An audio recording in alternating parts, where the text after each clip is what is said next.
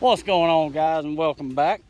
We are out here working on the Satterwhite Woodland 2 again, and we are installing PEX piping in the floor for radiant heat. And I watched a ton of videos on this when I was getting ready to do it, so I figured while I was doing it I would make a video so that everybody else could see how actually easy it is from what we have gathered so far. So I'm going to take you through and show you what we've got done so far. You can see it back there. It's turning out real well, but we'll walk around and I'll explain to you what we got going on. All right, starting here, this is going to be under our stairwell. Stairwell starts there and you come up there and then go upstairs. This is the blue pipes will be where the normal water heater is, and where these red ones are coming up are where the water heater and pump and knockout pot and all that kind of good stuff will be for this PEX pipe install.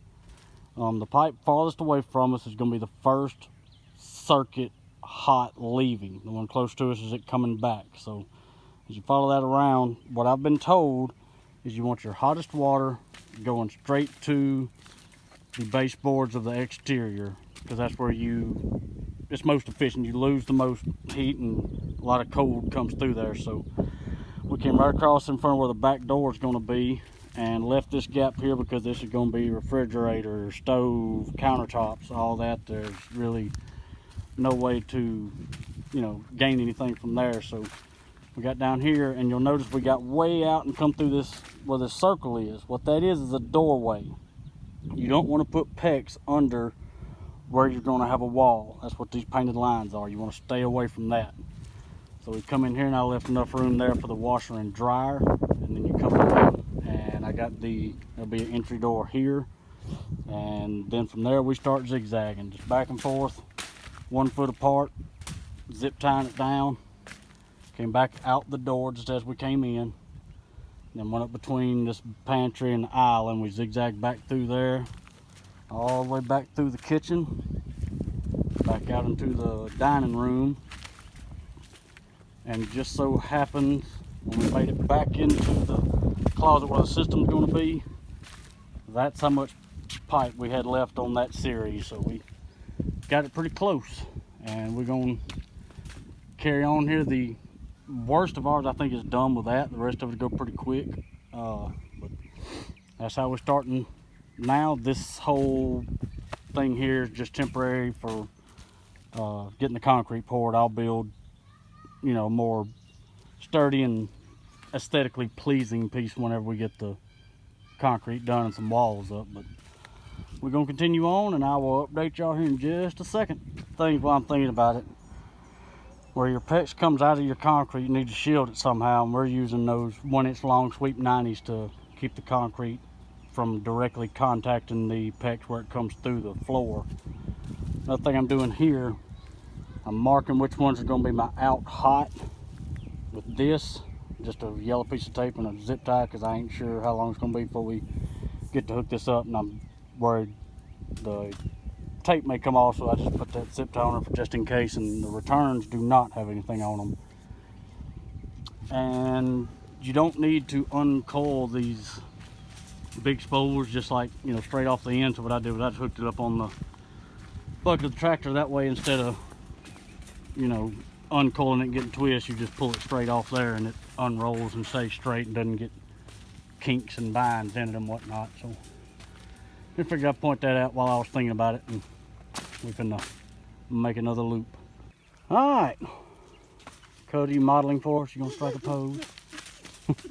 We have made another run. Came back to home with it there. This time we went, let's see, it's gonna be that pipe there. Went all the way down and went into the bathroom, made a couple zigzags there. Had to miss the pantry. There'll be a linen closet here, toilet there, shower back there, vanity here, and that spot back there will actually be Drake's closet. So after we zigzagged through the bathroom a little, we came through the doors, and then what I did here was like an L pattern. I started there, went to the wall, loop, come back, just all the way back and forth. That way you're keeping your hottest water, on your wall side, and zigzag back and forth, come back out the door, and actually had enough to make a couple loops in the beginning of the living room. And by the time we did that and made it back home, As you can tell, that one pipe on the far right there's got just a little bit more tail than the rest of them. So as of so far, that's all we have wasted. So we're gonna do one more full run inside the living room here, and then one more will be for the bedroom and master bath. And we've got enough to do two more runs actually. I don't know what we may do with it. We may save it and put it in the floors of the upstairs, or we'd actually talked about doing it out on the back porch. And if we're gonna be sitting out there, turn the valves on, let it heat up, or if we're not gonna be sitting out there, shut those valves off and save that much water flow. I don't know. We'll ponder on it and make a decision on that. But come along quite nicely. I bought way more than I thought I needed because I wasn't taking into account you got to subtract out the islands, subtract out the square footage for the stairs, the counters, the refrigerators, the pantries, the toilets, the closets, all that stuff I wasn't taking into account. You had to,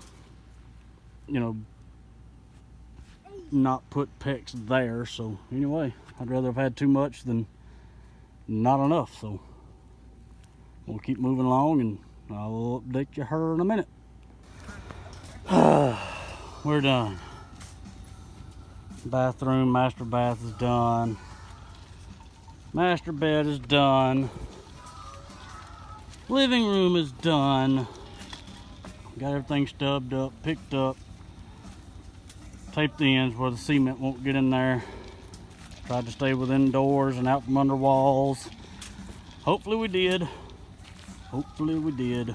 If these lines are accurate, we'll be good. So it's not hard, just time consuming. I suggest getting knee pads or 3 kids, one of the two. But yeah, just a little more time consuming than we thought, but once you get a rhythm going, it's not too bad. And I've got 2 whole rolls left, so when it tells you that you need 1 foot for every square foot your bottom floor is, don't do like I did and not take into account your cabinets and showers and bathtubs and islands and pantries and all that mess. So yeah, we ended up using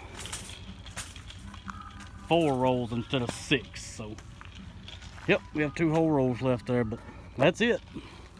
More progress happening here. So with that, I bid you good day.